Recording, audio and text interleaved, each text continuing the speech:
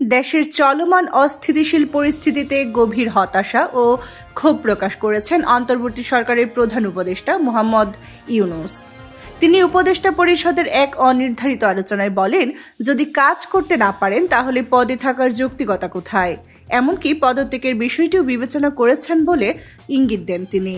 আলোচনায় উঠে আসে রাজনৈতিক দলগুলোর মধ্যে ঐকমত্যের অভাব, প্রতিদিনের সড়ক অবরোধ, সংস্কারে অগ্রগতি না হওয়া ও প্রশাসনিক অসহযোগিতার বিষয়। তিনি প্রশ্ন তুলেন, এই পরিস্থিতিতে কিভাবে অবাধ ও নিরপেক্ষ নির্বাচন হবে? যদি ব্যালট ছিনতাই হয় তা ঠেকাতে পুলিশ প্রশাসনের সক্ষমতা নিয়েও সন্দেহ প্রকাশ করলেন তিনি। পরবর্তীতে জাতীয় নাগরিক পার্টির আহ্বায়ক নাহিদ ইসলাম প্রধান উপদেষ্টার সঙ্গে সাক্ষাৎ করেন এবং জানান অধ্যাপক ইউনূস পদত্যাগ নিয়ে চিন্তা করছেন। ইউনূস বলেছেন, যেভাবে তাকে জিম্মি করে রাখা হয়েছে তাতে কাজ চালিয়ে যাওয়া সম্ভব নয়। তবে নাহিদ ইসলাম তাকে অনুরোধ করেছেন সিদ্ধান্ত পুনর্বিবেচনা করতে এবং জাতীয় স্বার্থে দৃঢ় থাকতে। এদিকে জাতির উদ্দেশ্যে ভাষণের মাধ্যমে বর্তমানে অসহযোগিতার বিষয়গুলো জানানোর প্রস্তাবও উঠে আসে। এমনকি একটি ভাষণের খসড়া প্রস্তুত হয়, যা চূড়ান্ত হয়নি।